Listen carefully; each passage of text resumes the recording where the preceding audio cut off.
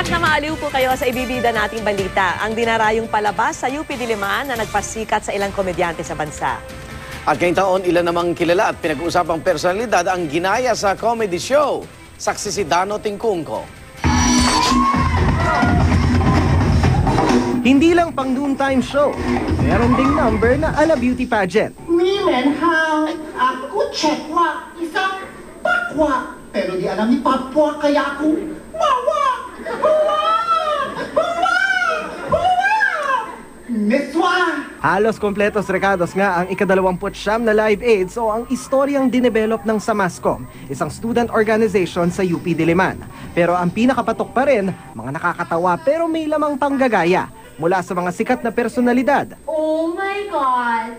Wala pa akong gift! What to do? What to do? I know na! I have a gift na! Mga naging YouTube sensation. Good evening, Mom, Sir! Welcome to the elevator! Currently, you are at the first floor, the Hotel Lumbre! Second floor, the car park! Luneta Park, and the Spoon and Park! Pati mga politiko. Ikaw! Ba't mo ako pinipicturean? Mahuli ako ni Senator. And reader, something. Baka may kamag-anak siya dito. Pabiro pero pinag-isipan kaya may mga birada sa mga issue ng bayan. Si Iron.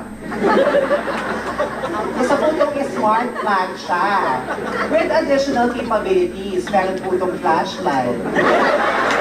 Kaya isa ito sa pinakaabangang palabas sa universidad at nagsilbi na ring daan ng ilang celebrity para sumikat tulad na lang ni Giselle Sanchez, Ate Glo at Tuesday Vargas. At dinarayo rin ito ng ilang personalidad tulad ng ilang nating kapuso reporters. Bukas na ang last 2 shows ng Live Aid sa Abelardo Hall ng UP Diliman. Ako si Dano Tingkungko, ang inyong saksi.